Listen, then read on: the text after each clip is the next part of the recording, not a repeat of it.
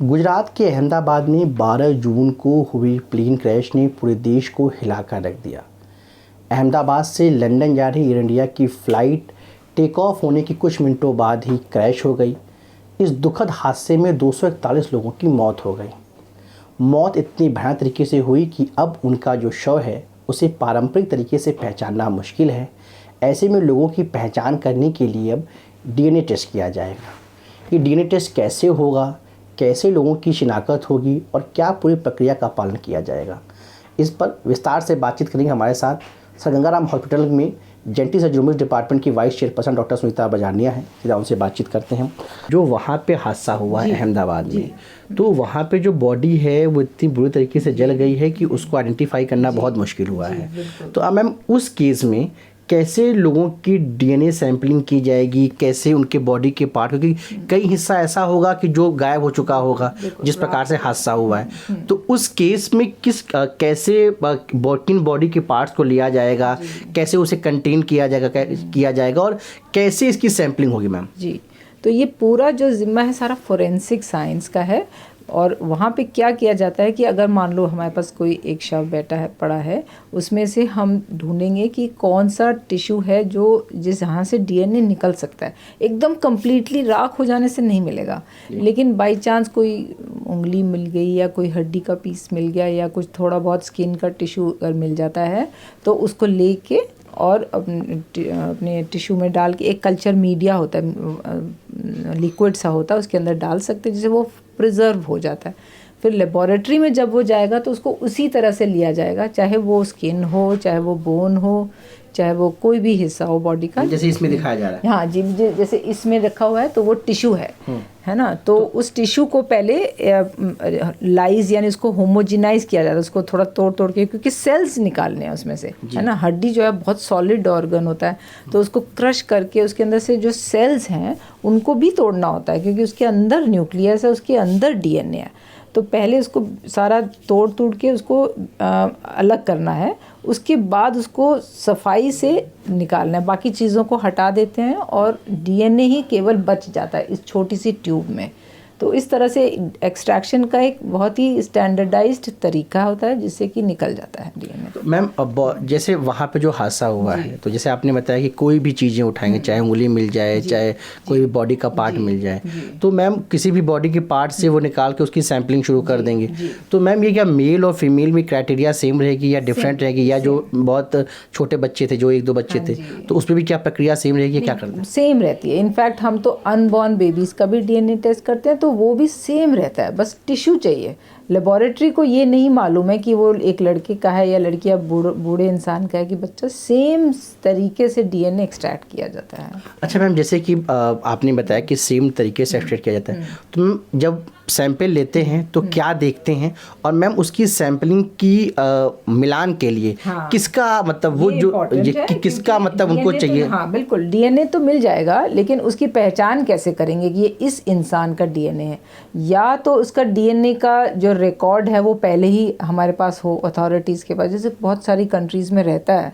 तो अगर वो केवल कंप्यूटर से ही वो मतलब अपना मैच करवा सकते हैं कि अच्छा ये है, तो वो कंप्यूटर पे फ्लैग हो जाएगा कि ये फ़लाँ नंबर का डीएनए मैच कर रहा है।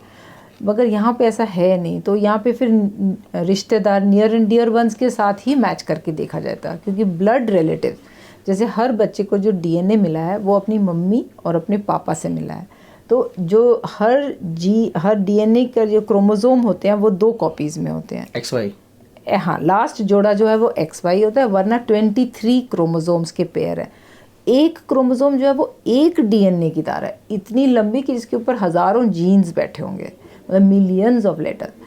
अब जो 2 कॉपियाँ हैं वो उनमें से एक जो है बच्चे को माँ से मिली और एक पापा से मिली।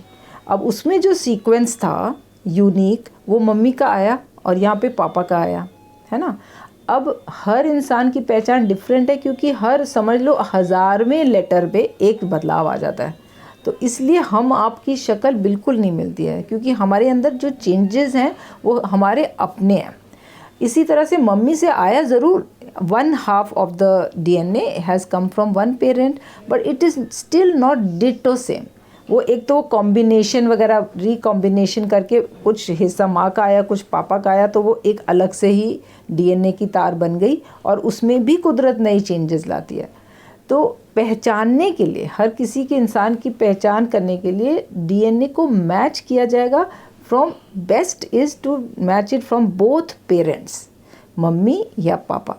और अगर कोई बड़े इंसान है तो बच्चों से भी किया जा सकता है। तो मैम जैसे अगर जिसके मदर फादर नहीं है उसके अलावा और कौन से उनके क्लोज रिलेटिव हों जिनसे डीएनए की पहचान की जा सकती है? अपने उनके खुद के बच्चे, फर्स्ट डिग्री रिलेटिव्स, यानी कि जो इंसान है उसके मम्मी पापा हो गए, बच्चे हो गए, भाई बहनों से भी किया जाता है, लेकिन उसमें पक्का नहीं है कि वो मैच हो जाएगा, क्योंकि भाई बहन जो हैं 50-50 चांस है कि उनका कुछ मैच होगा, 25% चांस है कि फुल मैच होगा और 25% चांस है कि बिल्कुल मैच नहीं होगा। तो उससे हम नहीं ज्ञात कर सकते कि ये इंसान उसका भाई है। We have to have some parent, some एक जनरेशन ऊपर नीचे चाहिए, क्योंकि वो डायरेक्टली उनके पास पहुंची है। तो एक जना भी होगा पेरेंट में तो भी चल जाएगा। यानी मैम जिसका कोई क्लोज रिलेटिव अगर नहीं मिलता तो उसकी डीएनए से पहचान बहुत मुश्किल है। बहुत मुश्किल है। तो मैम यानी उसकी शिनाख्त नहीं हो पाएगी। तो जैसे वाई क्रोमोसोम है, आपने बोला अगर वो इंसान लड़का था या है तो उसकी अगर फादर हैं तो ठीक है, से वाई क्रोमोसोम तो फादर से ही मिला है उसको, उससे हो जाएगी उसके पहचान। लेकिन मान लो फादर नहीं है तो उसके भाई से हो सकती है, क्योंकि फादर के पास एक ही वाई क्रोमोसोम था जो दोनों भाइयों को सेम वाई क्रोमोसोम गया है। तो अगर वो वाई और वाई का सीक्वेंस या उसके ऊपर लगे हुए कुछ मार्कर्स जो सैटेलाइट्स बोलते हैं वो सेम टू सेम है, फिर मैच हो गया, है ना। और लड़कियों में थोड़ा मुश्किल होता है, लेकिन हम माइटोकॉन्ड्रियल जीन्स को चेक कर सकते हैं, वो माँ के द्वारा मिलती हैं, ठीक है। लेकिन दो बहनों का थोड़ा मुश्किल है। अच्छा। क्योंकि एक्स क्रोमोसोम पापा ने भी दिया है, मम्मी ने भी दिया है, और ज़रूरी नहीं है मम्मी के पास 2 एक्स क्रोमोसोम है, कोई भी जा सकता है। तो मैम जो अहमदाबाद में हादसा हुआ वहाँ पे जो डीएनए टेस्टिंग होगी मैम वो कितनी डिफ़िकल्ट होगी, क्या मतलब उसमें चैलेंजेस होगा? क्योंकि मैम जिस प्रकार से बॉडी को नुकसान हुआ है उसमें क्या क्या ऐसा मैम चैलेंजेस आएंगे जो लोग उसकी टेस्टिंग करेंगे? सबसे पहला चैलेंज तो सैंपल निकलने का ही है। कोई ना कोई टिश्यू मिलना चाहिए जो वायबल हो, मतलब बिल्कुल ही डिस्ट्रॉय हो गया हो तो उसका कुछ फ़ायदा नहीं है। और कई बार डीएनए मिल भी जाता है लेकिन उसकी क्वालिटी इतनी अच्छी नहीं मिलती है, तो ये लैब की बहुत बड़ी चैलेंज होती है इन डिस्ट्रॉयड टिश्यू। तो लिविंग सेल्स इसीलिए हमेशा प्रेफर किए जाते हैं। तो एक ये चैलेंज हो गया। दूसरा चैलेंज हो गया to find the near and dear relatives, क्योंकि जब तक कोई फर्स्ट डिग्री रिलेटिव यानी कि मम्मी पापा या उनके खुद की संतान अगर नहीं मिलेगी तो चैलेंज रहेगा। और तीसरा challenge of course tissue handling, और जिस तरह से कई बार होता है कि जो मार्कर्स चेक किए जाते हैं वो कई दफ़ा सेम ही मिल जाते हैं।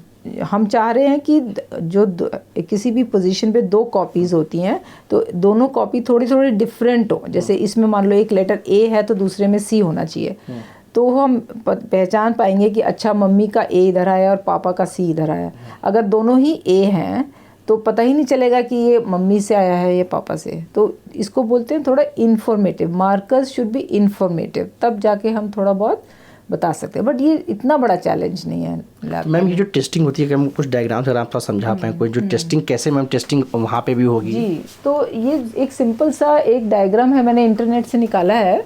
तो इसमें जैसे आप देख रहे हैं कि ये एक इंसान है, इसके 2 हर रीजन पे 2 कॉपीज़ होती हैं। तो इसमें एक सॉर्ट ऑफ डीएनए की साइज़ के बेस पे उन्होंने एक जेल रन किया है और 1 2 1 2 1 2 ये 3 जगह से डीएनए को लिया गया है। जो जीनोम होता है उसकी मान लो एक क्रोमोसोम 1 पे था, एक क्रोमोसोम 2 पे था, इस तरह। अब उसमें यहाँ पे थोड़ा सा अलग दिखा रहा है, लेकिन मान लो कि हम ये मैच करना चाह रहे हैं mummy papa, prospective mummy papa से। तो इसमें क्या होता है कि जैसे ये वाला जो बैंड है ये यहाँ पे मैच हो गया, ये 2 लोग हैं और इसमें देख रहे हैं कि ये वाला बैंड इससे मैच हो गया और ये वाला बैंड जो है वो इससे मैच हो गया। तो ये मतलब कि ये ठीक हो गया, यानी कि यही 2 पेरेंट्स होंगे इसके जिन्होंने मम्मी ने जैसे ये वाला बैंड दिया है और पापा ने जो ऊपर वाला बैंड दिया, सो ये मैच हो गया। लेकिन अगर हम इससे मैच करना चाहेंगे तो ये बैंड का लेवल तो किसी के साथ भी नहीं मैच कर रहा, तो ये इंसान रिलेटेड नहीं है उससे। इस तरह से ये मैचिंग होती। इसी तरह से इसको भी देखें तो ऐसे होगा, इसमें आप देख रहे हैं कि ये 2 बैंड हैं, डिट्टो सेम ही आ गए, तो इसमें थोड़ा चैलेंज आएगा कि इसमें कैसे पता चलेगा कि कौन सा बैंड इस इंसान से आया। लेकिन यहाँ पे देखोगे तो ये वाला बैंड इससे मैच भी कर रहा है और ये वाला इससे कर रहा है, तो अगेन फिर हमें सही मिल गया कि ऊपर वाला बैंड इधर से आया होगा और नीचे वाला बैंड इधर से आया होगा, ये भी मैच हो गया। इस तरह से बहुत सारे लेवल्स पे ऐसे, ये तो थोड़ा सा ही है, 20-25 मार्कर्स को चेक किया जाता है फ्रॉम द प्रोस्पेक्टिव रिलेटिव, और उससे मैच अगर हो गया तो देन यू कैन सेफली से कि yes this is your son या योर डॉटर। इस तरह से मैम वैसे मैम पूरी ड्यूरेशन क्या होगी, जैसे जो वहाँ पे हादसा हुआ है तो उनकी जो डीएनए टेस्टिंग होगी तो कितना मैम टाइम लगता है कि मतलब? देखिए एक आध सी, और अगर बहुत इमरजेंसी में करना पड़े तो इन अ मैटर ऑफ आवर्स भी किया जाता है। बट सबसे बड़ा चैलेंज ये होगा कि टिश्यू किस तरह से आ रहा है, क्योंकि कुछ टिश्यूज़ को टाइम लगता है डिज़ोल्व होने में, जैसे बोन वगैरह बहुत हार्ड होती हैं, स्किन वगैरह से ज़्यादा मुश्किल नहीं होती है। तो डीएनए को एक्स्ट्रा पहले पहुंचाना लैब तक, transport and then extraction and then जो असली प्रोसेस है, एक बार डीएनए निकल गया तो उसके ये सारे केमिकल रिएक्शंस करने के लिए भी एक प्रथा होती है, बहुत सारे टेक्निक्स इस्तेमाल होते हैं।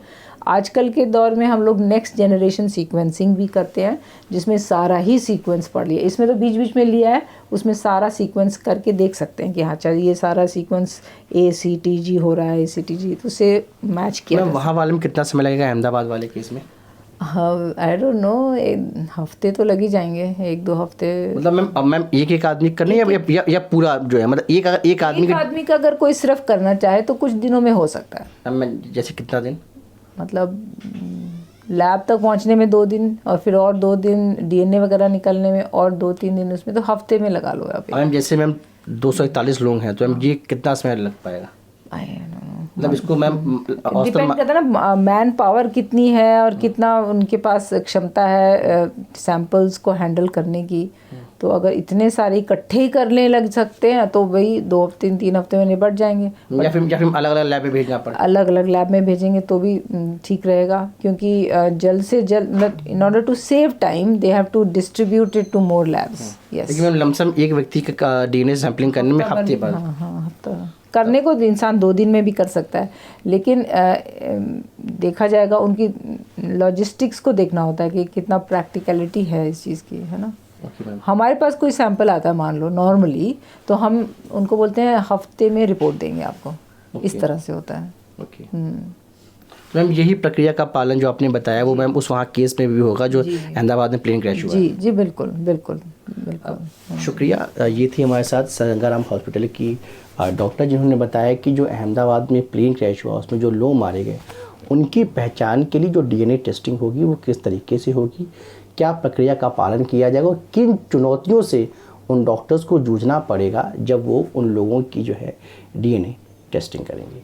नई दिल्ली से सहयोगी शिव कुमार तिवारी के साथ पल्लव मिश्रा, NTV इंडिया।